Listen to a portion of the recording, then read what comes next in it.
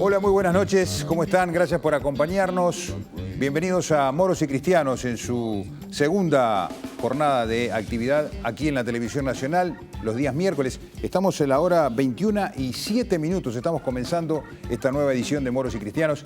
En este caso les proponemos poner la inflación en debate. Un tema que seguramente a todos y cada uno de ustedes les interesa y mucho. Vamos a hablar también de la formación de precios. Así que esperamos que nos acompañen en esta próxima hora y media aquí en Moros y Cristianos.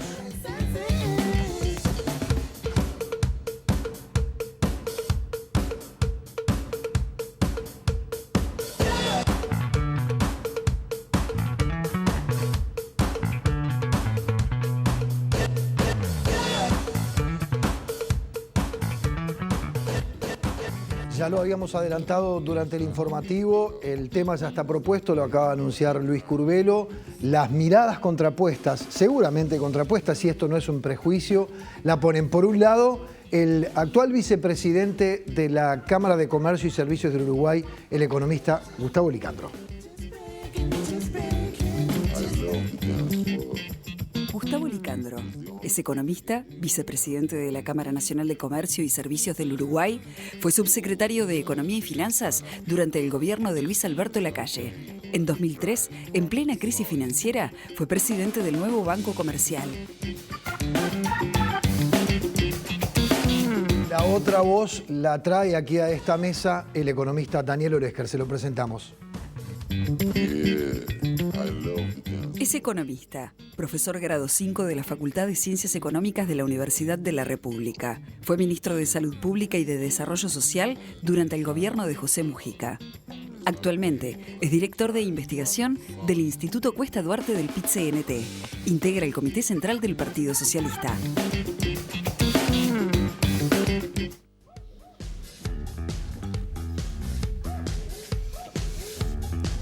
Bueno, ahí teníamos el paneo de la cámara aérea que muestra esta mesa que nos complace integrar y nos complace compartir. Gracias a los dos por estar con nosotros. No, gracias. Bienvenidos. Gracias por la invitación.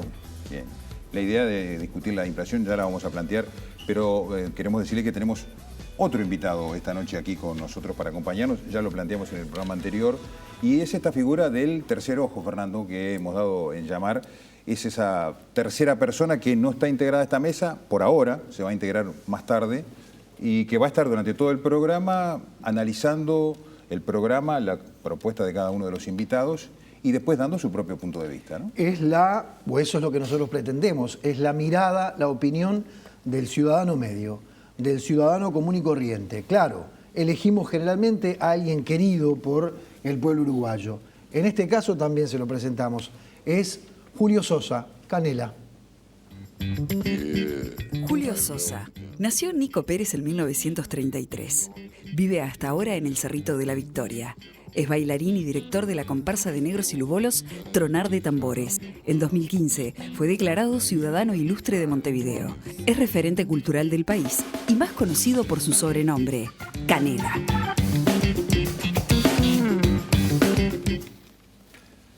Bueno, muy bien, vamos a comenzar este intercambio de opiniones sobre la inflación y lo que eso implica para la ciudadanía en general. Como decíamos al comienzo, seguramente a todos nos incide de una manera u otra, y no necesariamente porque sepamos de economía o tengamos claro qué significa la inflación, pero quizás el punto de partida deberíamos plantearse a la ciudadanía una definición sencilla de la inflación. ¿Qué es la inflación? ¿Cómo incide en la vida diaria de los ciudadanos? Gustavo. A ver, inflación, en definitiva, van a haber más de una... Seguramente vamos a tener más de una posición respecto a la génesis de la inflación, pero en definitiva la inflación es el movimiento de los precios de bienes y servicios de una economía, ¿verdad?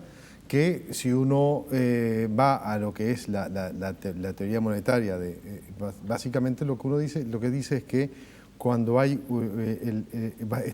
la evolución de los precios está en función, ¿verdad?, del comportamiento de la oferta de dinero en la economía. Un exceso de oferta de dinero lo que hace es que la gente tienda a deshacerse de ese exceso de dinero y eso se mide, eso se refleja después en un aumento de precios porque en realidad las economías, las sociedades tienen una demanda por una determinada cantidad real de dinero. Entonces, si uno pone el doble de billetes, lo que hace la gente se deshace de esos billetes para eso va a comprar bienes y dólares, y lo que hace es genera una caída, ¿verdad?, en el precio de ese dinero. ¿Eso cómo cae el precio del dinero? En definitiva cae con inflación, con aumento de precios. Algo diferente es cómo se mide la inflación. Ese es el concepto de qué es la inflación. Después tenemos el IPC, que es lo que normalmente confundimos IPC con inflación. El IPC no es la inflación. El IPC es una canasta, mide la evolución de los precios de una canasta de bienes y servicios que, si el IPC está bien diseñado, en el largo plazo debería ser más o menos igual que la inflación. Pero en el corto plazo y en los movimientos a veces mensuales no necesariamente tiene que ser igual que la inflación. ¿Por qué? Porque el IPC no mide cosas como cuando un bien sube, si el agua sube y otra bebida no, la gente deja de tomar esta copa de agua y pasa a tomar un poco más de la otra bebida. O sea, hay determinados comportamientos de la sociedad que el IPC no mide. El IPC mide, es como una medición tonta de una canasta de bienes, ¿verdad? Los precios de esos bienes van subiendo y refleja eso. Hoy día ese IPC tiene más o menos un 80% de los precios que mide el IPC son bienes y servicios que no se comercian con el exterior, lo que se dice los no transables, ¿ah? Y el otro 20% mide transables, que son las cosas que sí se comercian con el exterior. Para que se entienda que son una cosa y otra, en las no transables está la salud, el transporte colectivo, ¿verdad? La vivienda, el corte de pelo. Obviamente yo no soy muy experto en el asunto del corte de pelo, pero bueno, pero es un no transable. En los transables está casi todas estas cosas que están acá arriba: el celular, tus lentes, la ropa, la comida, el automóvil, la bicicleta, todo eso. Digo para que se comprenda bien. Entonces, un poco la definición de inflación, y otra cosa es cómo se mide la inflación. El IPC son los puntos de referencia para medir la inflación. Repito, en el largo plazo, si está bien hecho, deberían coincidir. Claro, pero tú decías si está bien hecho, ¿no, Daniel? Y se ha planteado en reiteradas oportunidades que nuestra canasta de productos por el cual se mide el IPC no refleja algunos productos, valga la redundancia, que se han ido incorporando últimamente a nuestra economía diaria. Se hace una revisión, perdóname, Daniel, se hace una revisión del IPC cada tantos años, que se hace en todo el mundo, así como se hacen las mediciones de producto, de desempleo, de empleo. También esa canasta de bienes cada tanto se revisa, porque obviamente hoy ya no se consume, no se cocina con una cocina querosén. Exacto. No se anda en un Ford del 37, ¿no? O sea, las cosas van cambiando y eso se va ajustando. Eso no se hace todo el tiempo, eso se hace cada tantos años, hay un trabajo que se hace. Los criterios de estructuración del IPC son más o menos, llamémosle, uniformes en todo el mundo. Pueden haber diferencias. Bien. Perdón que interrumpí. Daniel, no, pero te agrego, vas a responder naturalmente, pero quiero agregar un elemento porque nos parece interesante, porque en realidad cuando se logró la reducción del IPC, de la inflación o del IPC, corríjanme si estoy expresándome mal, corríjanme, por debajo de los 2 dígitos, se festejó. Realmente se festejó, fue un gran logro, fue casi un festejo similar a lo que podría significar la obtención de un título de fútbol en un campeonato del mundo, ¿verdad? Ahora, sin embargo, y en realidad no es que te esté trasladando a vos porque no perteneces actualmente al gobierno, aunque sí a la fuerza política del gobierno. Ahora el equipo económico del gobierno dice, bueno, en realidad, en definitiva es lo mismo tener un 9,8 o un 10,01 de inflación. Hay un efecto muy psicológico en haber pasado los 2 dígitos. ¿Y realmente lo hay o tiene incidencia directa, por ejemplo, en la negociación salarial? Ahí te tiré un par de elementos más. Varias cosas. Lo primero, como decía Gustavo, la inflación se mide por el índice de precios al consumo, que es una canasta. La canasta que hoy está vigente es por la encuesta de gastos del 2006, esa es la que hoy está vigente, que se empezó a aplicar tipo 2008, y que obviamente tiene cambios importantes respecto a las modalidades de consumos anteriores. Pero ya hoy también hay modalidades de consumo distintos.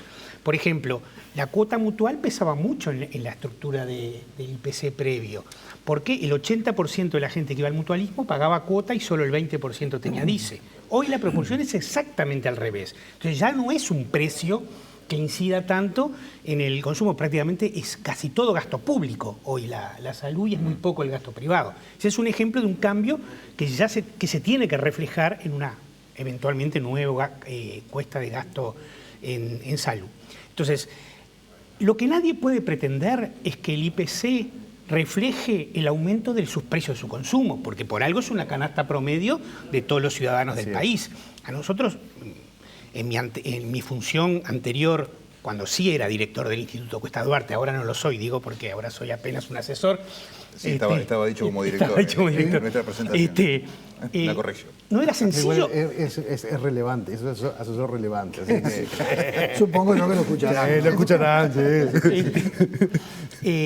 No era sencillo explicar esto, porque uno decía, bueno, Gustavo decía, los alimentos pesan el 20%, el 18% más o menos en la canasta. Ahora, entonces, un aumento de un alimento muy importante en los alimentos incide en promedio en el 18%. ¿Ah? Y alguien puede decir, pero si se me duplicó el gasto del morrón o la cebolla. Sí, claro. Es verdad que en el primer 10% más pobre de la población, ese 18% se transforma en 38%, porque obviamente en proporción gastan más en alimentos. Y en el 10% más rico se transforma en 7%. Entonces, pretende ser un indicador promedial, que no hay otra forma de hacerlo que a través de un promedio. Podría haber un IPC Montevideo, un IPC interior, por ejemplo, implicaría un mayor esfuerzo estadístico, mayores costos, pero pongámosle que podría ser. ¿Y sería útil? Bueno, yo no creo que sea muy útil para las cosas que se usan, pero en todo caso hay diferencias de precios en eso, pero ese es el que se usa y así es la canasta. Respecto a dos cosas que tú planteaste. Por un lado, el proceso de inflación, ¿no? Que, como también decía Gustavo, a largo plazo eso va coincidiendo con este indicador, digamos, ¿no? Y además coincide en general finalmente para todos los deciles de ingreso. También expresa, digamos, este proceso inflacionario, tiene implícito un mecanismo de distribución del ingreso. O sea, la inflación es un mecanismo que actúa sobre la distribución del ingreso. ¿Por qué? Porque la inflación es un indicador que se utiliza mucho, en el caso uruguayo, en salarios y pasividades, para ajustar los ingresos fijos, cada 4 meses, cada 6 meses, ¿no? En los años 90, fin de los 80, principios de los 90, los ajustes eran cuatrimestrales, después pasaron a semestrales, después pasaron a anuales, ¿ah? Pero durante el periodo que dura entre ajuste y ajuste, ese ingreso fijo, como su nombre lo dice, queda fijo. En cambio, el ingreso variable, los precios aumentan, uno puede decir caricaturescamente todos los días, no aumentan todos los días, pero aumentan en proporciones mayores. Entonces, la inflación es la expresión de una puja distributiva en la sociedad, donde, bueno, cada uno tiene sus mecanismos para defensa. Desde nuestro punto de vista, en general, tiende a conformarse una especie de triangulito, le llamábamos nosotros, ¿no? Porque el salario era fijo, la inflación aumentaba y durante ese periodo de aumento había una parte del dinero que se perdía porque había que pagar con el mismo ingreso más caro algunos productos. Y finalmente, sobre lo que tú decís del 10%. El tema del 10% tiene que ver con una ley que ya no existe, que ya fue derogada, que es la ley del 96, creo, en la que se decía que si la inflación era del 0 al 10%, los ajustes del sector público eran anuales, si era de 10 al 22% eran semestrales y si era de más del 22% eran cuatrimestrales.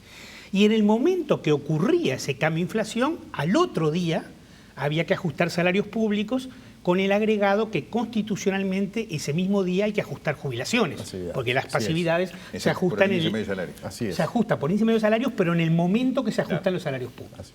La ley de presupuesto del 2010, la que modifica la forma de fijación de los salarios públicos, mantiene el 10%, pero lo fija como un indicador testigo. O sea, si se pasa el 10%, el gobierno tiene la obligación de convocar a la negociación colectiva, pero no necesariamente de ajustar los salarios. Por eso es que ahora no tiene ese efecto económico, ¿no? Teóricamente, y eso lo hemos planteado incluso no solo a nivel del instituto, sino del partido político que integro dentro del Frente Amplio, hoy la inflación, dado que tiene un carácter estructural, debería ajustarse los salarios adelantadamente por ese pasaje del 10%. Pero el gobierno el viernes pasado ya contestó de que no lo va a hacer, digamos, de que va a esperar a hacer el... Porque ahí hay plazos planteados de 18 meses en los cuales al final de ese periodo... No, son los privados. En los públicos es anual. En el caso de los privados. En los públicos todos los años se aplica el correctivo. Exacto, pero es parte de una preocupación. Lo que se plantea ahora es que como el ajuste salarial del sector público que fue en enero de 5%, bueno, no fue de 5 porque fue 5 más el correctivo del año anterior, ¿no? Claro. Pero el nuevo fue 5. y ese 5% en marzo ya había sido consumido por la inflación, a diferencia del 2011, cuando se aplicó por primera vez, que se lo consumió en septiembre, parecía bastante lógico que ese gatillo que se da por la diferencia con la inflación en enero del año siguiente se adelantara a agosto, septiembre de este año. Pero eso tiene que ver con si este crecimiento de la inflación es estructural o coyuntural. El gobierno sostiene que es coyuntural y supongo que eso discutiremos ahora inmediatamente. Ahí está, por eso era una pregunta que quedaba planteada, porque en algún momento un colega de ustedes, como Javier de Aedo, había hablado del efecto morrón, ¿no?, que se había dado en su momento, cuando el morrón había tenido un impacto impresionante en la inflación. Dice Daniel que esto tiene unas características más de estructural. ¿Cómo lo ves, Gustavo, en el sentido de las condiciones que han generado este pasaje por encima de los 2 dígitos, que ahora ya estamos llegando prácticamente a 11% en realidad? Hemos superado un poquito. No, ya estuvo en el 11, ya está en el 11. A ver, yo creo que tal como están viendo las cosas, efectivamente tiene algunos aspectos de estructurales. A ver, yo creo que estos años pasados la política monetaria ha tenido algún comportamiento bastante errático. En momentos tasas de interés en pesos muy altas para que la gente traiga dólares, venda los dólares, compre letras en pesos y con lo cual el efecto es deflacionario sobre el tipo de cambio. Eso impacta en ese 20% del IPC de transables, entonces por ahí la inflación, o el IPC, digamos, se mantenía más o menos contenido. Por momentos la expansión monetaria venía a ritmos del entorno del 20% en términos nominales, digamos, si la política, o sea, la proyección esperada de inflación del entorno del 7%, una expansión monetaria del 20%, por definición hay algo que no cierra, salvo que la gente esté tan enamorada de los pesos que haya resuelto empezar a tener mucho más pesos en sus bolsillos. Eso no pasó, la gente efectivamente, ese exceso de pesos estuvo en el mercado y presionó al mercado. Banco Central por momentos aumenta los encajes para que los bancos puedan ofrecer menos crédito al consumo, pero los bancos están muy líquidos, con lo cual en realidad simplemente es un costo para los bancos, pero no le cambia el comportamiento de los bancos. A lo que voy es, por ese lado no ha sido nítida la política antiinflacionaria. No quiere decir que alguna de todas esas medidas no sean correctas, simplemente no han sido consistentes, digamos. Por otro lado, está la parte fiscal. En un país pequeño como Uruguay, con una pequeña base monetaria del 4,5 o 5% del producto, pensemos que Europa la base monetaria es un 30%, Estados Unidos es más de un 100%, la base monetaria total de Estados Unidos, o sea, los dólares que tenemos todos en los bolsillos, es más de un 100% del producto, la que está adentro es un 30% como en Europa. Uruguay tiene una base monetaria del 4,5 o 5% del producto. O sea, nadie cree en el peso y nadie quiere tener peso porque sabe que en algún momento de la historia va a perder. Estos años pasados, los que tenían pesos ganaron mucho dinero por las tasas altas, tasas en pesos que pagaba el central, y ahora perdieron. Y capaz que estos meses están ganando, pero la gente le tiene miedo. ¿Por qué? Porque en un país pequeño, una base monetaria muy pequeña, es determinante la situación fiscal. O sea, el comportamiento del déficit fiscal de las cuentas públicas es muy importante porque al fin del día el sector público o se financia con deuda o se financia con inflación. Hasta ahora, todos estos años pasados que hemos tenido una situación fiscal con un gasto público muy expansivo, o sea, realmente había una incontinencia fiscal muy grande, se financió básicamente con deuda. Y con una inflación que siempre estuvo un poquito por encima de las proyecciones. Entonces, yo lo que veo es una situación fiscal que realmente está muy complicada de gobernar, y con estas medidas que se anunciaron estos días, tengan claro, en poco tiempo vamos a ver otras y otras y otras medidas, porque gasto público, que es donde hay que actuar, se ha anunciado claramente que no se va a hacer nada con el gasto público. Yo creo que claramente hay un tema estructural y es lo que está motivando, parte de las motivaciones de esa inflación, claramente están llegando para quedarse. Tema fiscal, ¿verdad? Y bueno, y si empezamos a tener inflación más alta, el Estado se financia con impuesto inflacionario. ¿Quién lo paga? Los que tienen ingresos fijos. Los trabajadores, los pasivos y los que viven de una renta en pesos. Es el peor y más ingrato de los impuestos. Gustavo y Daniel, porque este planteo que estás haciendo, al menos a mí me da la sensación de que ya empieza a tener una conexión ideológica o filosófica, ¿verdad? Sí, sí. Que me parece que puede ser. Es una postura, ¿verdad? Y Y quiero plantear una pregunta para que los dos se expresen con total amplitud, sabiendo que vienen de escuelas filosóficas o ideológicas totalmente distintas y que tienen miradas ideológicas totalmente distintas. Y además en parte tomando en cuenta la postura de la Cámara de Comercio y la postura del PIT-CNT y del Cuesta Duarte.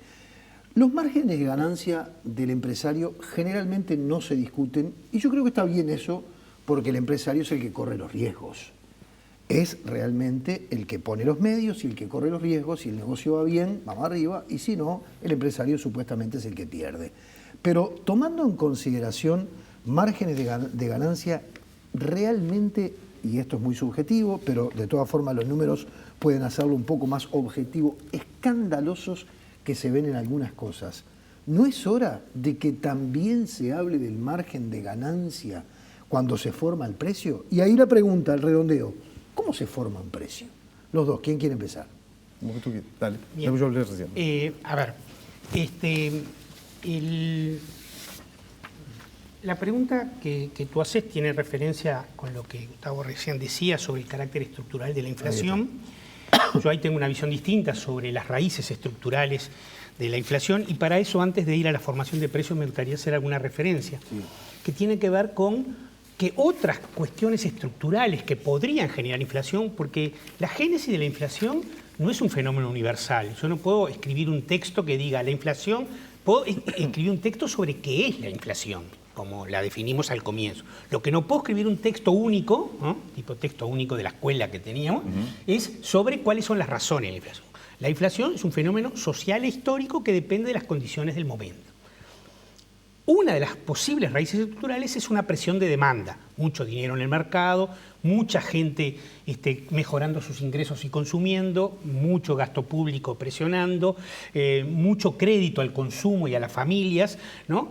Y esas condiciones, que en la teoría económica se llaman inflación de demanda, porque viene al lado de la presión de la demanda, en el último año y medio, que es donde entiendo yo que generó esta presión estructural de inflación, hay un indicador que se usa mucho para el IPC, que es el IPC de los últimos 12 meses. O sea, ¿cuánto fue la inflación del año? Pero el año terminado en enero, el año terminado en febrero. El año móvil. El año móvil. En los últimos 15 meses, salvo un mes, el año móvil del mes fue superior al mes anterior. O sea, viene creciendo. Desde 7, 7,5, 8, 9,5 hasta 11. En ese periodo, la demanda estuvo en caída. El consumo privado del año pasado creció 0, estuvo estancado. El gasto público creció por debajo, digamos, de la media del producto, el año pasado también. El crédito a las familias viene descendiendo. En el segundo semestre del año pasado tuvo una evolución descendente respecto al primer semestre, y los primeros meses de este año, la información está hasta marzo, creo, hasta febrero o marzo, viene descendiendo. Entonces, el único factor, digamos, del lado de la demanda no hay factores. Del lado de los costos, que es la otra interpretación de la inflación, bueno, el tipo de cambio está incidiendo en los precios, pero en ese 20% de bienes que son transables. O sea que difícil que explique el 100%, digamos, ¿no? Y los costos salariales vienen enlenteciéndose, y además para los sectores transables, como decía Gustavo, el porcentaje de participación de los salarios en los costos finales son bajos, son muy altos en los servicios, pero que no son los que están más incidiendo ahora. Entonces, descartada estos factores de demanda y de costos, nosotros entendemos, y así lo dice el documento que hemos presentado con la propuesta de regulación de precios, que el principal problema está en la oferta y en la formación de precios. ¿Cómo se forman los precios desde el punto de vista ahora de la oferta? Porque, como dije, también se forman desde otros puntos de vista. Bueno, eso depende de la cadena de valor en la que uno esté inserto. No es lo mismo cómo se forma el precio de la carne, en la que hay un sector primario, un sector industrial y un sector comercial, y donde el peso mayor está en el sector industrial. Bueno, estoy hablando de algo que corresponde a... No, es productor además, pero bueno. Dale. En el sector, por ejemplo, de las bebidas pasa lo mismo, el sector industrial pesa más. En otros pesa más el sector comercial, ¿no? En papel higiénico hay básicamente un solo productor en el Uruguay. Es verdad que hay siempre competencia importada, pero en el caso uruguayo la competencia importada hasta ahora, salvo en algunos rubros, no afecta esa formación de precios. Entonces, hay digamos, un precio que se forma a lo largo de la cadena, que todos fijan sus márgenes de ganancia. La fijación de los márgenes de ganancia son libres. Obviamente tiene que haber demanda para comprarlos, es decir, yo no puedo aumentar mis precios indiscriminadamente, pero si uno mira los últimos meses, los precios que más aumentaron, los que están por encima de la media, los que fueron parte del informe que presentamos hace unas semanas, va a ver que son en general bienes de cierto impacto en el consumo de la población, o sea, en economía le llamamos bienes inelásticos, porque aunque caiga el ingreso, primero, si aumenta el ingreso no se aumentan muy proporcionalmente, pero si cae son difíciles de dejar de consumir e integran alimentos, la leche, el arroz, el pan, la yerba, el azúcar.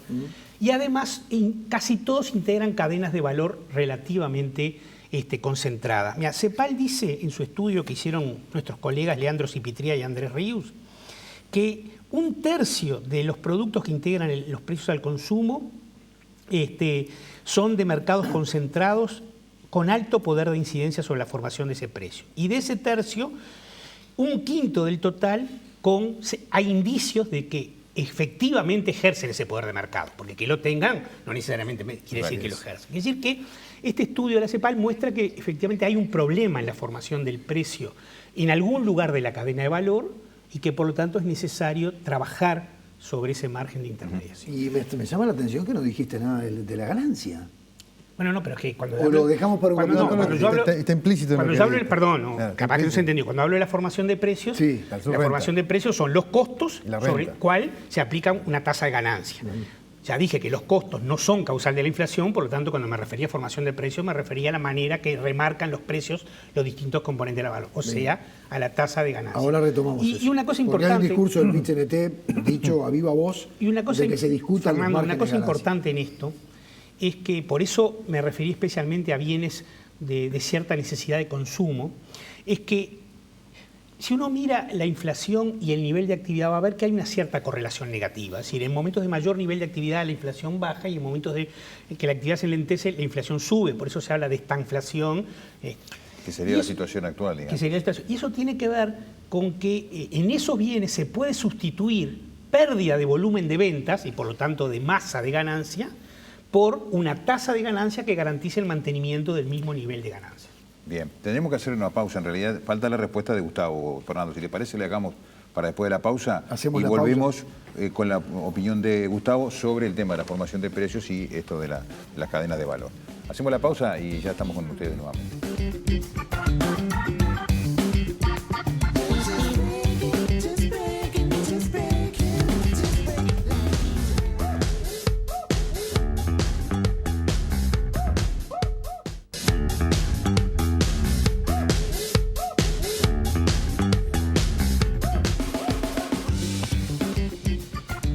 La formación de precios es el tema que quedó planteado en el bloque anterior y la respuesta era la de Gustavo Licandro con un agregado, porque si se lo dice a Olesker, más se lo voy a hacer, más te lo voy a hacer a ti, que sos el vicepresidente de la Cámara de Comercio. Quiero que esté sobre la mesa la ganancia. Porque esto es muy subjetivo, Gustavo, lo comprenderás. Lo planteo como consumidor. Uno no puede desdoblarse a veces. No, a ver. Lo que es la formación de precios de cualquier producto en una economía, en realidad va a depender muchísimo de cosas, como decía Daniel, los costos, las estructuras de costo, el comportamiento de la demanda, etc. Pero va a depender muchísimo de cuál es el marco regulatorio de cada uno de esos bienes. Si vamos a mirar cómo es la formación de precios de cada uno de esos bienes, claramente hay, en el caso de los bienes transables, hay precios internacionales, costos de internación, los gastos de despacho, los impuestos de importación, los determinados gastos de distribución, las publicidades, la rentabilidad, digamos, que pueda tener un determinado empresario y el precio al cual el bien llega, la mercadería llega al consumidor. Cuanto más libre sea ese mercado, cuanto menos regulado esté ese mercado, seguramente los márgenes de utilidad de ese mercado van a ser menores o por lo pronto el precio en el Uruguay va a reflejar, o la evolución del precio en Uruguay va a reflejar la evolución del precio en el resto del mundo. En los bienes no transables eso es un poco más complejo. ¿Por qué? Porque no hay una referencia internacional para el precio de la salud o del transporte colectivo. Pero, nuevamente, cuando los Del marcos... transporte sí, capaz que el boleto, ¿no? Bueno, pero claro, ahí está, pero nadie va para tomarte el ómnibus para ir de, no sé, de Positos a la Aguada, no te vas a Buenos Aires, No, lo está tomas claro, acá. está claro. Para cortarse el pelo, para volver a ese ejemplo que yo no soy muy entendido, tú no te vas a Londres a cortar el pelo, te cortas acá, ¿no? Entonces, el tema es que esos mercados, cuanto más regulados estén, más chance hay de que haya un divorcio entre la evolución de esos precios y la evolución o de la estructura de costos o de los precios en general o lo que fuera. Más claro que los monopolios públicos, imposible. O sea, ¿dónde hay una cosa manifiestamente abusiva sobre el consumidor? En los monopolios. Hidrocarburos, precio de los combustibles. Monopolio estatal. Ahora, ¿es correcta la discusión de que no, los combustibles tendrían que ser más baratos porque la evolución en el resto del mundo es menor y el petróleo bajó y toda historia? No, señor. Si la sociedad quiere monopolio, tiene que pagar el monopolio. El monopolio está para maximizar su renta y expoliarnos a todos nosotros. Pero acá entramos, Si queremos que los combustibles bajen, entonces hay que eliminar el monopolio. Pero está bien, pero acá entramos en otro terreno, porque el gobierno en las últimas semanas, y además todos sabemos que en algún momento se ha dado, ha tenido algunos indicios de que hay colusión de precios. Hay que liberar. Acuerdo de precios para que todo el mundo sepa de lo que estamos hablando. Es decir, cuando se forma un oligopolio. Como estás hablando de los monopolios públicos, y yo te pongo sobre la mesa, cuando 2 o 3 empresas que predominan, tienen un predominio indiscutible en el mercado, se ponen de acuerdo para manejar los precios a su antojo y, en definitiva, terminamos todos siendo rehén, ya no de un monopolio público, como decís, sino de un oligopolio privado. Un desastre. Un cuasi monopolio privado. Un desastre. Hay que liberar, hay que asegurar que haya competencia. Si existe la posibilidad de pero ese si acuerdo los de precios, competidores se ponen de acuerdo, Gustavo, pero si entre ellos para acordar los precios. Pero si vos para que exista competencia en un mercado, la clave es que no haya restricciones al ingreso a nuevos oferentes. Está claro. Y a la salida de los oferentes o a los compradores. Y así lo marca la ley de promoción y defensa de la competencia. Cuando hay algún tipo de colusión es porque hay alguna regulación que permite esos acuerdos. Si no, lo que tiene que haber es que los precios de esos bienes tienen que reflejar el comportamiento en el resto del mundo. Pero Gustavo, la ley prohíbe que se restrinja el ingreso al mercado de un nuevo competidor. La ley sanciona a aquellos que están operando en el mercado y cuando entra un nuevo competidor, que sin duda beneficia al consumidor, claro. Cuando le ponen alguna traba, cuando le empiezan a cerrar el camino para que no entre en ese mercado, la ley penaliza, la ley castiga a eso, la ley de promoción y defensa de la competencia. Pero o sea, que está regulado. Pero no me estás diciendo nada que yo no esté diciendo. Lo que estoy diciendo es lo que beneficia a los consumidores es la competencia. ¿Y dónde está la falla entonces, Gustavo? Es decir, porque el PIT-CNT lo ha planteado, el tema de los controles, el Estado que no está presente, no tiene herramientas para controlar eso, porque el Ministro de Economía dijo, tenemos indicios de colusión, estamos haciendo los controles. Si uno va a lo que pasa en una góndola de supermercado y ve algunos precios y dice, pero acá hay un problema. Lo que estoy diciendo es, hay colusión, entonces hay que castigar para que compitan, o sea, obligar a que compitan. Claro. Lo que yo te digo es, yo estoy de acuerdo, tienen que competir. Y si no están compitiendo, lo que yo estoy diciendo, que es el punto de diferencia quizás con esa afirmación que tú decías recién, es, si no compiten, es porque hay alguna regulación, alguna norma que les está permitiendo o habilitando a esa colusión. Cuando hay competencia, cualquiera entra y cualquiera sale del mercado. Si no, es tonto pensar que alguien pueda estar tan iluminado de estar solo en un mercado ganando una enorme cantidad de dinero y que nadie se dé cuenta para entrar a trabajar ahí. Claro. O sea, a lo que voy es, la competencia es lo que, digamos, en el fondo hay que mirar el país como que en el marco internacional, digamos. En los bienes transables, a nadie se le ocurre que se nos antoja vender la tonelada de carne $500 más cara y como somos tan vivos, en el resto del mundo la van a pagar. No la van a pagar porque la carne vale lo que vale. Bueno, pero muchas veces, pusiste un ejemplo. Ahí está, pusiste un ejemplo. La gente se pregunta, ¿por qué la carne está tan cara en el Uruguay, en un país que además tiene la bendición de tener la posibilidad de producir la carne de manera que la produce y con la calidad que la produce. Y muchas veces la explicación que se da es, pues, el exportador le va tan bien afuera, Así es. que le dice al mercado interno, ¿querés este corte? ¿Querés esta calidad? Pagala. Pagá lo que me pagan afuera. Eso es mercado. ¿Está bien? Eso es mercado. Está por eso. Eso es mercado. O sea, eso es mercado. ¿Está bien? O sea, ¿Está bien? hablamos de la Es carne. una postura. Eso es el mercado. A lo que voy es. Pero, a ver, si uno quiere que la carne sea más barata, bueno, habrán medidas a tomar para eso. Lo que digo es, el abuso como tal solo existe si hay una norma que le permita a alguien abusar. ¿Ah? Si el mercado funciona con apertura y con libertad, nadie puede abusar. ¿Ah? Daniel. ¿De acuerdo? Sí, bueno, perdón. Mucha cosa, ¿no? Sí, en esto claramente tenemos una posición bien distinta. Pero está bueno que la Se ha marques, ¿no? expresado. Yo creo lo inverso, ¿no? Creo que cuando existe abuso de posición dominante en un mercado, yo creo que en el mundo capitalista, pero en particular en Uruguay, no es porque haya una norma que lo garantice, sino es porque hay acuerdo entre las empresas sobre cómo actuar. Que lo permita, que lo permita. Y ¿no? muchas veces, muchas veces los mecanismos regulatorios no son capaces de enfrentar todas las situaciones que se dan en eso, porque uno puede ponerle toda la libertad de mercado para que ingrese al mercado de carnes en Uruguay alguien, pero hay 4 productores concentrados que dominan el mercado. O uno puede decir, bueno, traigamos un productor de cerveza y las 3 cervezas son del mismo propietario, aunque tengan marcas distintas. O sea, Bueno, es prácticamente lo que ocurre ahora, ¿no? Con la cerveza. no, Estamos prácticamente un con ejemplo de lo que ocurre ahora.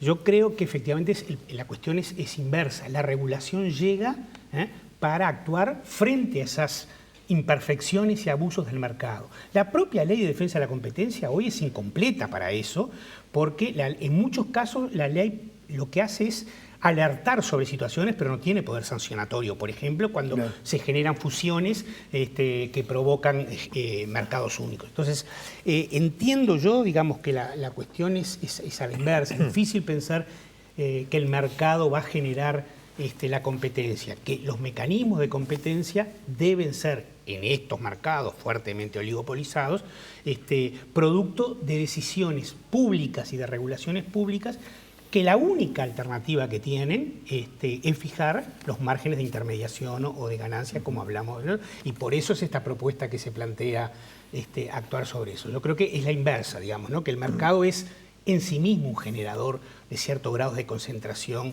y desigualdad en el proceso de la cadena de valor, digamos, ¿no? En los bienes transables y en los bienes no transables. De alguna manera estás diciendo que no hay un Estado presente frente a situaciones de esa naturaleza, ¿verdad?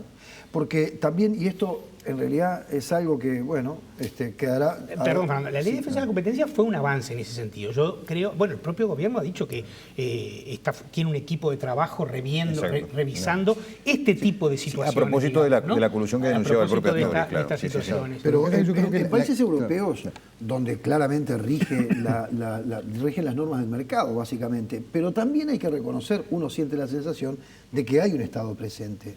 Hay más leyes antimonopolio. Y bueno, por ejemplo, cuando hay indicios de que las empresas que supuestamente son competidoras hacen acuerdos de precios entre sí, prácticas incluso que fueron descubiertas en países como Francia, estoy diciendo acá, como Francia o Italia, allí hay una sanción.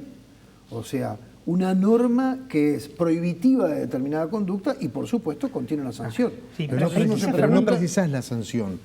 Si esas empresas pudieron hacer un acuerdo y tienen un precio, digamos, que en realidad no refleja lo que es el precio del mercado, es porque por alguna razón la están pudiendo hacer. Y eso es lo que hay que quebrar. La competencia no genera la concentración, al revés, tiende a atomizar la oferta de los productos. La clave es cualquiera puede entrar y salir de un mercado. Eso es lo que hay que mirar y ese es el centro del asunto.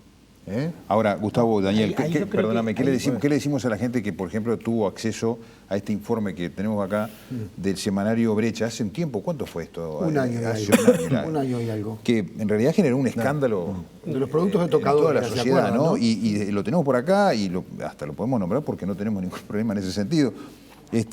Pasta de dientes, Rápido Alivio, Sensodine, Glaxo, con 742% de ganancia, por ejemplo, ¿no? Con un precio de 32.75, un precio de venta al público de 243 pesos, estamos hablando de hace un año atrás, ¿no? ¿Cómo sabe 32.75 precio CIF y a impuestos de importación ya pagados, todo incluido. Bueno, vayamos a ver las normas, a ver qué es lo que está permitiendo que haya entonces una oferta limitada de determinado producto. Si no lo hay. Bueno, claro, ahí es que creo que está la diferencia básica, fíjate qué interesante sería. ¿no? En Brasil, yo qué sé, el precio será el precio, no sé, en Brasil o en algún país así, es grande. Y una compañía de esas dice, no, nosotros nos vamos a hacer ricos expoliando a estos pobres uruguayos que están allí, que son unos 4 gatos locos, pero con la plata que le sacamos a ellos nos hacemos ricos. Es raro eso. Luis, o sea, yo creo que no es así. Agrega, no es porque así. sobre lo que estás diciendo, mira, voy a tomar el mismo ejemplo que usó Luis, pero le agrego una columna más que trae el informe. Sensodine Glaxo, 100 gramos, 32 pesos con 75 centésimos, el precio que pagó de importación, precio CIF con los impuestos incluidos, y se vende al público a 243 pesos. Como decía Luis, 742%. En Argentina, porque hay una columna que compara con el precio del público en Argentina, 79 pesos uruguayos.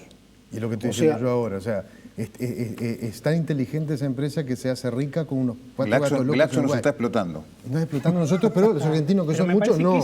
Me parece que no es así. Me parece que es medio... Yo entiendo esos ejemplos que puso Brecha, pero yo creo además que si vamos a los productos producidos en el país, ¿no? Probablemente no encontremos 700%, pero no es importante si es 700% o es 100%, porque 100% también es un margen entre el precio de costo y el precio de venta importante. Y yo creo que esa es nuestra, lo que planteaba como diferencia, es que es justamente la competencia no ayuda a eso, el libre mercado no ayuda a eso, y que no hay mecanismos y normas legales que puedan impedir eso en determinados sectores y en determinados mercados, y que la única manera de hacerlo es a través de encontrar los productos que importa que no tengan esas cuestiones. En principio uno le podría importar todos, pero digamos, hay una centena de productos que importa que no tengan eso, y esos precios se regulan, y sobre esos no se deja más margen que el que dan esos precios regulados. Yo creo que no hay no hay normas legales, porque finalmente las normas legales siempre se circundan, digamos, ¿no?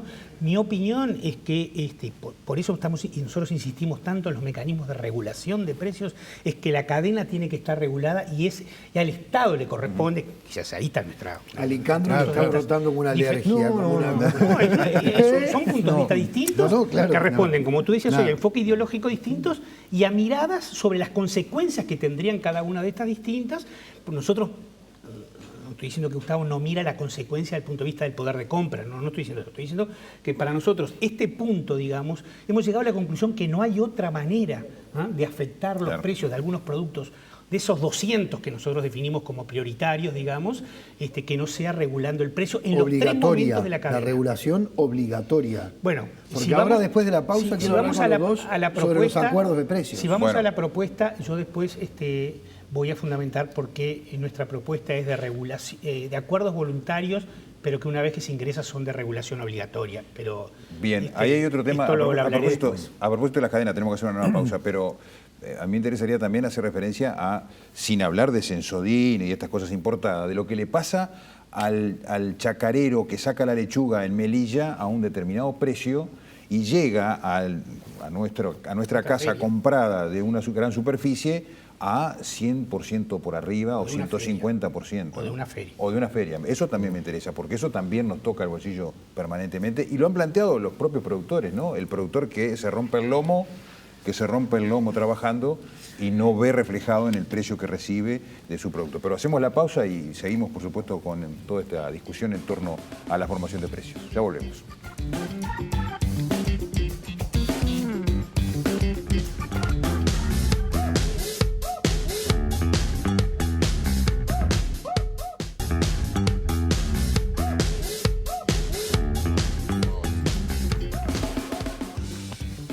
Son las 10 menos 5 de la noche, seguimos aquí en Moros y Cristianos, la inflación en debate. Antes de seguir profundizando con nuestros dos invitados, queremos compartir con ustedes una información, mejor dicho sugerirles, www.precios.gov.uy, es un link del Ministerio de Economía, del área relacionado con el área de defensa del consumidor, donde ustedes ahí pueden encontrar muchísima información, desde precios actualizados, qué está qué precio tiene tal producto en tal comercio o en tal otro o en tal zona o en tal otro. Es muy variada la información, pero además hay con Luis, la verdad que nos resultó gracioso y lo queríamos compartir con ustedes, hay una serie de consejos útiles para ir de compras porque promueven la buena administración. Y hay, bueno, algunos que son muy básicos, elaborar un presupuesto mensual, planificar el menú semanal para saber qué es lo que... Pero nos llamó muchísimo la atención No, y esto es una página del Ministerio de Economía, No haga las compras con el estómago vacío. Cuando tiene hambre, compra más de lo necesario en alimentos, especialmente aquellos ricos en grasas y en calorías. Más allá de que nos causa gracia... Ese cormillot. Es tal cual, es tal cual. Y este otro está buenísimo. Escuchá ese. Y este otro es, vaya solo o sola a hacer las compras. Esto prevendrá los antojos, especialmente de los niños, pero también de los adultos, ¿no? Así que... Yo si voy solo soy un peligro. ¿Sí? Pero bueno, es un... Parece que no. Debe ser por espíritu infantil. Algunos tips para ir de compras, ¿no? Pero había quedado planteado, había quedado planteado, exacto. Porque había quedado planteado, no sé si quedó alguna respuesta pendiente. No, pero en realidad quedó el hecho de discutir sobre el tema de la cadena de precios en algunos productos como, ya no los importados. Pero digamos, como ¿no? Daniel tiene la propuesta, bueno, Daniel, en realidad el PIT-CNT y el Instituto Cuesta Duarte, naturalmente con el asesoramiento de Daniel y todo el equipo que trabaja allí, de ese, a ver, repetirlo de nuevo, acuerdo de precios en el cual una vez que se entra pasa a ser obligatorio. Si quieres lo puedo, porque tiene, no daría para toda una discusión, pero me gustaría plantear las características del sistema, si les parece bien. Sí, muy rápidamente porque quiero escuchar la opinión de Nicandro. Muy rápidamente, por lo que pasó, porque además por los acuerdos voluntarios además que parece que no funcionaron. O sea, que estamos en web, está en la página web del Instituto, fue entregada al Gobierno Nacional en su momento, tanto en el Consejo Superior Tripartito del sector público como en el Consejo Superior del sector privado. Hasta ahora no hemos recibido respuesta, pero está. Básicamente las características son 7. La primera es el plazo, ¿no? La idea es que sean acuerdos más largos que acuerdos de 2 o 3 meses, digamos, ¿no? Nosotros proponemos 1 año renovable a 2. La segunda es que no sean de congelación de precios. Esto es muy importante, ¿no? Yo no puedo congelar precios por 1 año. Eso no me genera ninguna certeza, ninguna garantía. Yo tengo que generar a lo largo del periodo ciertas capacidades para que esos precios puedan ser incrementados. Por ejemplo, si es de 1 año, a los 6 meses evaluar los costos de esos productos y generar un nuevo precio protegido, le llamamos nosotros, de ese producto. Segunda característica. La tercera es que el acuerdo integra a los 3 componentes de la cadena. El que produce, o el importador, si es un producto importado, el mayorista, que en estos casos, en muchos no hay, en muchos hay, como decía hoy en el papel higiénico, hay una relación directa entre la empresa papelera y las cadenas de supermercados, pero en otras hay un mayorista en el medio que generalmente lo que hace es ahorrar costos financieros, porque acumula, digamos, y le va tirando, digamos, al minorista, ¿no? Esto no opera tanto en las grandes superficies. Se han construido varios centros de distribución que grandes centros de distribución, las droguerías en el sector de medicamentos son un ejemplo. Y el minorista, o sea que todos la deben integrar, debe ser un acuerdo de la cadena de valor. La cuarta característica es que una vez que se convoca a los grandes productores de alimentos, de productos de higiene, y a las grandes superficies comerciales, a incorporarse al acuerdo. Y voluntariamente ingresan o no. Y una vez que ingresan, obviamente el Estado genera, digamos, toda una serie de obligaciones para quien ingresa, ahora voy a detallarlas algunas, que de no cumplirse tiene las sanciones correspondientes a cualquier convenio que se firma o cualquier acuerdo. Pero lo que pasa es que tú podrías preguntar, después del ingreso las cosas pasan a ser obligatorias, seguramente nadie quiere ingresar. Tú podrías preguntar, ¿por qué van a ingresar voluntariamente? Sí, yo entiendo que primero ingresar al sistema sin tener demasiada seguridad de qué va a ser el otro, digamos, es un riesgo no entrar. Porque estamos hablando de productos que podrían ser, en el mejor de los casos, entre el 10 y el 15% del volumen global de las ventas, ¿no? En el caso de los productores es distinto porque producen menos bienes, pero hay un estímulo a ingresar porque es un atractivo y además, como lo voy a decir en el punto 7, nuestra propuesta es que el Estado sea el gran difusor de cuáles son los precios y dónde están las cuestiones. El cuarto punto es cómo se eligen esos productos. Y básicamente la cuestión no es tanto que sean los productos que más consumen los de menores ingresos, que es una tendencia a decir, hagamos una canasta de oferta media básica. No, no. Estamos hablando de productos que puedan ser de referencia. Y voy a poner solo un ejemplo, dado que me pediste que sea rápido, pero ¿qué haría yo en las bebidas cola? Bueno, pondría la Coca-Cola 1,5 litros. ¿Por qué? Porque, bueno, es la más consumida, eso, ¿no? Y en definitiva, las demás marcas y las demás alternativas a la marca Coca, digamos, se van a alinear con ese precio. ¿En qué se transforman? En un precio de referencia. La gente ve en eso lo que está dispuesto a pagar por una bebida de 1,5 litros. Y no va a pagar la Fanta Pomelo 8 pesos más, digamos, ¿no? El quinto componente es la visibilidad de estos productos, ¿no? Es decir, estos son productos que, como no son oferta, van a tener para la misma marca, para el mismo producto, perdón, en otra marca, precios más baratos y más caros. Va a haber precios más baratos que estos, porque estamos hablando de primeras o segundas marcas, ¿no? Va a haber precios más baratos. La idea es que tengan visibilidad y que la gente pueda decir, el precio protegido del arroz es X y vale 10, y hay uno de 8 y uno de 12. Yo elijo en función de ese precio de referencia.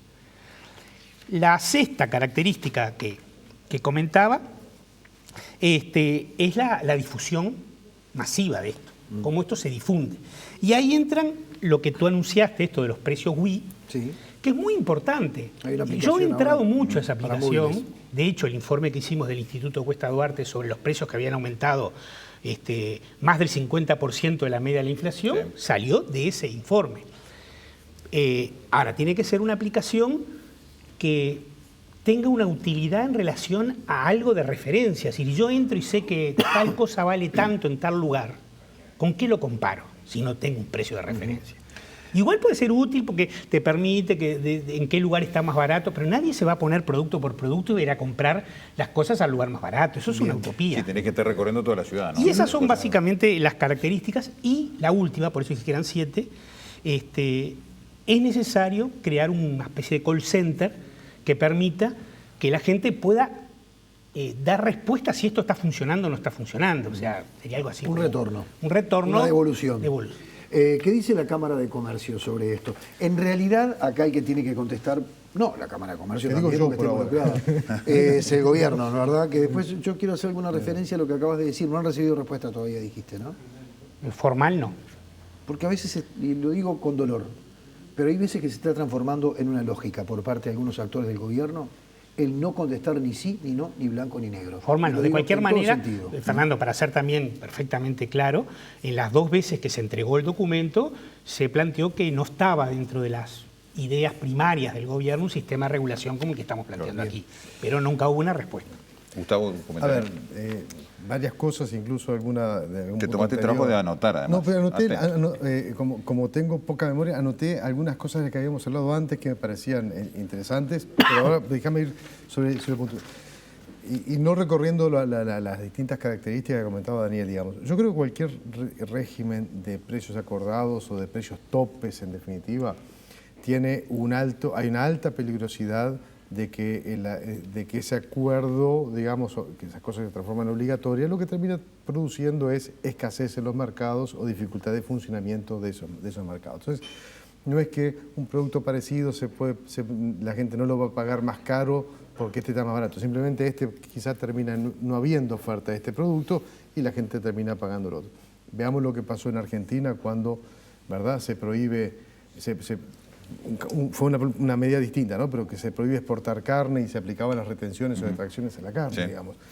Lo que pasó que hubo una fuerte caída de la producción de carne, no se exportó más carne y el precio de la carne en Argentina para los consumidores, porque todo eso estaba hecho para que el precio bajara internamente, terminó subiendo y valiendo más que en Uruguay. Tanto más que en Uruguay, que Uruguay se transformó en un exportador de carne a Argentina, ¿no? Que es uno de los productores de más y mejor calidad de carne del mundo. Entonces, creo que los acuerdos tienen esa dificultad de que hay que alinear demasiada cantidad de estrellas para que los compradores, los oferentes, los distintos oferentes, estén todo sea compatible. Lo que normalmente termina pasando es que hay una distorsión y esa distorsión, si es un precio por debajo de lo que sería el precio de equilibrio de ese producto, genera escasez. Te agrego un dato para Entonces, que sigas. sí. Es en realidad un elemento que te agrego para que sigas, porque además de alguna manera hay una referencia directa a algunos socios de la Cámara de Comercio. En octubre, un poquito antes de que se celebrara, creo que fue el último acuerdo, ¿verdad? El último acuerdo de precios, que no funcionó muy bien, por otra parte, que fue de octubre a enero. Escuchábamos al presidente de la Cámara de Industrias, a Washington Coralo, decir, sí, la Cámara está dispuesta a celebrar un nuevo acuerdo.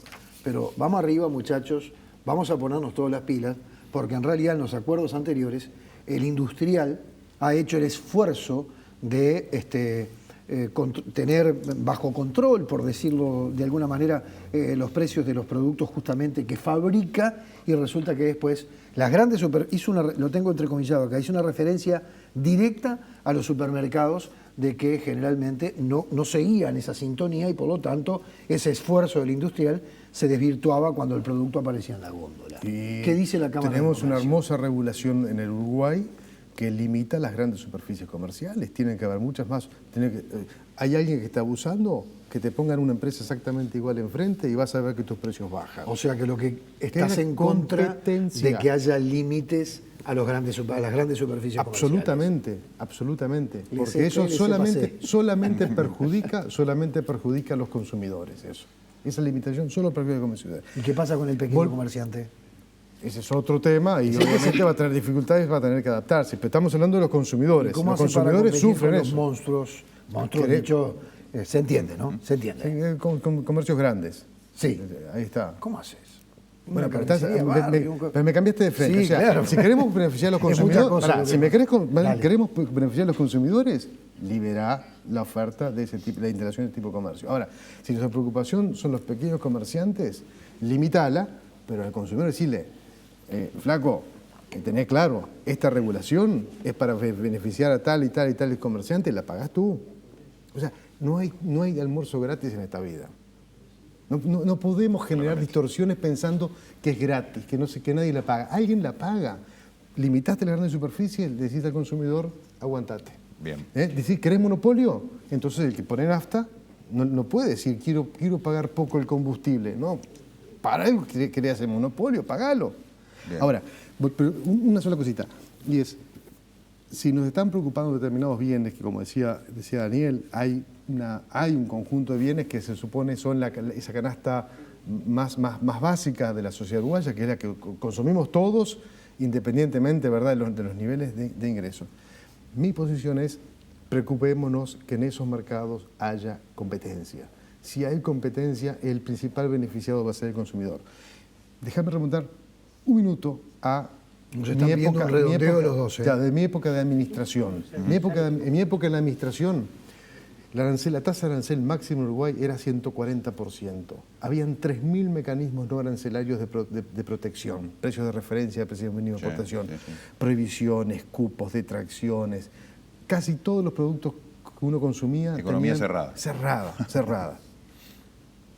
Nosotros, digo nosotros porque yo participé muy directamente en eso, bajamos los aranceles del 140 al 20% en 2 etapas trimestrales y en un año y medio se eliminaron todos los 3.000 mecanismos no arancelarios, todos los cupos de importación, todas las prohibiciones de exportación, las detracciones y todo eso. ¿Quién fue el principal beneficiado de todo ese proceso de apertura? Los consumidores. Hemos tenido, ¿verdad? Estamos en la tercera administración del Frente Amplio, que en principio uno podría pensar que querría una sociedad, una economía un poco más cerrada. Lo único, yo tengo mis discrepancias con respecto al tema fiscal y alguna cosa más. En la política comercial no han tocado nada. ¿Por qué? Porque hoy decirle a la sociedad, vamos a subir los aranceles de tal o cual producto, la sociedad te muerde. Porque es decirle, vas a pagar más caro ese producto. La apertura y la libertad, cuando la tenemos y la disfrutamos, no tenemos por qué estar pensando en ella todo el tiempo. Necesitamos otro programa para quitan esto, ¿verdad? eso, tenemos el problema. Por eso, me interesa muchísimo, digamos, ir sobre el tema ese. La libertad y la libertad comercial es lo que beneficia básicamente a los consumidores. Bien, tenemos que hacer el redondeo de Daniel. 4 no creo. no creo en los malos de la película, no creo que las grandes superficies sean más responsables que los industriales que producen, ni que los importadores. Creo que acá hay una responsabilidad compartida. No podemos hablar de una cadena de valor en la que todo funciona bien y funciona mal cuando llega al final de la cadena. No es verdad. En algunos funciona de una manera, otros de otra. Hay una responsabilidad compartida y por eso nuestra propuesta es negociar con la cadena de valor. Segundo, no creo en los precios de equilibrio. Eso es una discusión más teórica. No creo. Creo que los precios los forma, digamos, las condiciones de un mercado que siempre está en competencia, en competencia imperfecta. Sí. ¿Ah? En tercer lugar, por eso no creo en la competencia. Y finalmente, y la experiencia de precios cuidados argentinos, de esto no hablamos. Yo tengo una muy buena valoración sobre la experiencia de precios cuidados en Argentina. Estaría por otro programa. No creo en la escasez. Si se eligen bien los productos y se fijan los mecanismos de referencia y de entrada al sistema. Eso de mis 4 no creo. Daniel Olesker, Gustavo Licandro, les agradecemos enormemente haber compartido esta mesa y como decíamos, seguramente quedan planteados ya de paso alguna mesa a posteriori. Temas, subcarpetas, subgrupos quedaron una cantidad abierta. Yo particularmente agradecido por la invitación de ustedes y además de poder participar en un programa con Daniel que, como te comenté telefónicamente, me considero muy amigo y tengo un gran aprecio, Daniel, así que he estado encantado en esta reunión. Gracias a los dos. Les agradecemos mucho. Les agradecemos. A los dos. Tenemos que hacer la pausa, ¿no? Vamos a hacer la última pausa. Antes de la misma quiero recordarles, yo lo tengo que mirar porque yo no manejo mucho estos temas. Sí. Que el Twitter de Moros y Cristianos es @TNUMoros. Allí pueden dejar las opiniones. Sí. Si quieren volver a ver el programa, además, tenemos en la página web www.tnu.com.uy o en nuestra app. Y lo más destacado de los debates va a estar en el portal también de TNU, www.portaltnu.com.uy, allí lo pueden ver también. La pausa y bailaremos candombe después de la misma. Se viene nuestro tercer ojo. Ya venimos.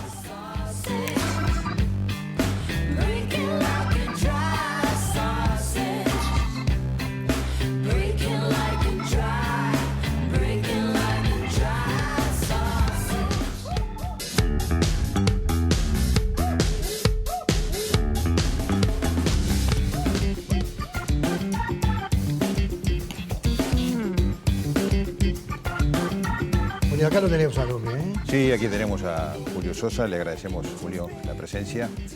El agradecido soy yo. Y bueno, y usted estuvo por allí Sí, al costado de la escenografía para plantearnos esa tercer mirada de ese ciudadano común que obviamente, como lo hemos dicho, también compra, por supuesto, y sabe cuánto aumentan los precios de los supermercados y cómo evoluciona esa cadena de precios a la que hacíamos referencia, ¿no? Lo de la lechuga seguramente Julio lo tiene bien claro, porque es algo que lo hemos visto todos los uruguayos. Pero ¿cómo ¿no? le hemos sacado nuestra dieta? Pero muchachos? yo tengo una chanza tan linda, les voy a decir, ¿eh? Sí. Tengo miedo un asalto en mi casa, si llego ahora. Sí, ¿no? Porque tengo medio morrón verde en la heladera y 2 churrasquitos. Claro. Tengo miedo a un asalto. Sí, está complicado, ¿no? Vamos Julio, allá. ¿cómo vivís esta situación que realmente la sentimos todos en el bolsillo? Mira, y yo- es, como se decía antes cuando éramos chicos, ¿no? La carestía. La carestía, sí. Sí, la vivo bastante fulera. Si bien yo creo que estamos viviendo gobiernos, se habla siempre de la inflación. Todos los gobiernos, en todos los tiempos. Voy a cumplir 83 años el 5 de septiembre. Nací en el 33. He visto toda la generación siempre la palabra inflación. Yo creo que pasó por todos los gobiernos, pasó por todos, ya no pasó por todos. Pero no considero una inflación diciendo, yo hace pocos días estuve en Artigas.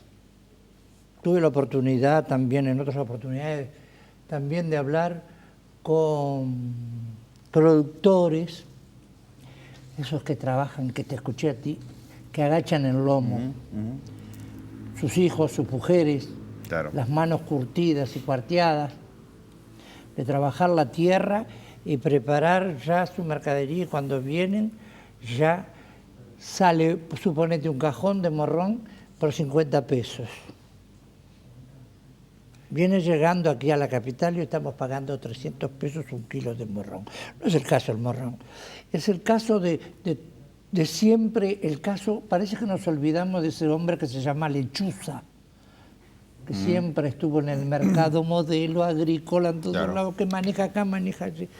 Pero ahora veo que El intermediario, el que el compra dentro y vende intermediario, afuera. pero yo le llamo lechuza No, pero totalmente. es que se le llama lechuza, ¿eh? Ahí Sí, sí. está. En la Para jerga mí de los es la mercados. lechuza y sigue siendo Sí, lo sí, que sí. nunca lo vamos a exterminar. Sí, claro.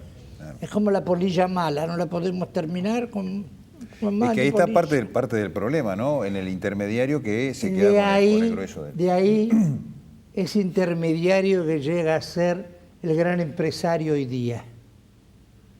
Estamos hablando, yo veo muy bueno lo que quiere hacer el gobierno, lo que quiere hacer esta gente, me parece bárbaro, pero yo creo que lo que tiene que haber es un contralor de precio a cara de perro. No se puede estar a hablar, hablan mucho, dicen mucho, pero no controlan. Y hay que controlar. Si decimos que tal cosa va a valer ese precio, queremos que valga ese precio.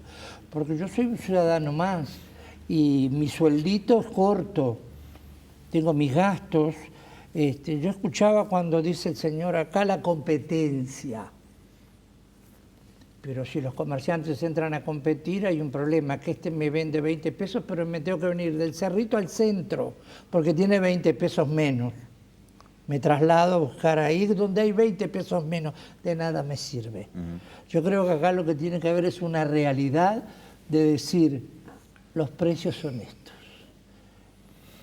Hay un problema muy grande, mira, tengo frente a mi casa han puesto, a mitad de cuadra han puesto ya un edificio de ancianos, todos jubilados, gente vieja, y yo los veo con el sueño de comerse un churrasquito. Los veo con el sueño de comer bien. No van al súper, van al almacencito. Tenemos un almacencito a media cuadra a la casa. Y la mujer, la almacenera, trata de ser lo más amable, lo más posible y lo más honesta. Pero si vas al otro lado, no hay honestidad. Entonces estamos en un problema gravísimo. Creo que lo que tenemos que tener control, y voy a hablar a lo criollo, a cara de perro. Si decimos, si el gobierno establece tal cosa, esos son los precios, el pan vale tanto, la harina vale tanto, la grasa vale tanto. Tiene que valer eso, pero lamentablemente el lechuceo llega hasta el gran empresario y todos se enriquecen y hacen morcillas a cuesta de los pobres. Claro. La otra, hacen morcillas a costa de la sangre de los pobres. Y yo cada vez que escucho, ahora estoy escuchando los sindicatos, escucho a todo el mundo hablar del obrero, hablan del obrero. ¿Saben lo que el obrero sufre verdaderamente cuando hablan del obrero y otros se enriquecen? El obrero sale de mañana temprano con una viandita de fideos con ajo y perejil, y con eso se alimenta. Pasen por las obras y los van a ver sentados en las veredas, dando al mancherete ahí con unos fideitos que llevan y pasa un cacho pan que capaz que es de ayer, porque tienen que controlar esa platita a ellos, porque saben que esa platita se les va en la comida, se les va en la luz, se les va en el agua, se les van los alquileres. Yo creo que o estoy viejo o estoy diciendo pavadas. La estoy sufriendo. Yo no la sufro. ¿Saben por qué? Porque Dios no me dio hijos. Me dio 16 hermanos. Hoy casi no los tengo a todos, me quedan 2 o 3. Pero más o menos con lo que gano, con lo que voy llevando, la voy tirando. Pero tampoco gano 50 palos. Me tengo que arreglar con lo poco que tengo de una pensión y con lo que voy requechando con el carnaval. Tengo que sobrevivir.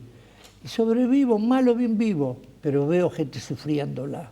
Veo gente golpeándome la puerta. Y en el carnaval sin duda, ¿no? En el carnaval tengo 200 personas. Trabajo con 200 personas que la padecen y la sufren. También tengo gente que está muy bien, porque dentro de mi comparsa hay desde el juntapapeles a un ministro, a un doctor, a un escribano. Claro. Y no ganan 15 palos, ni 20, ni 25.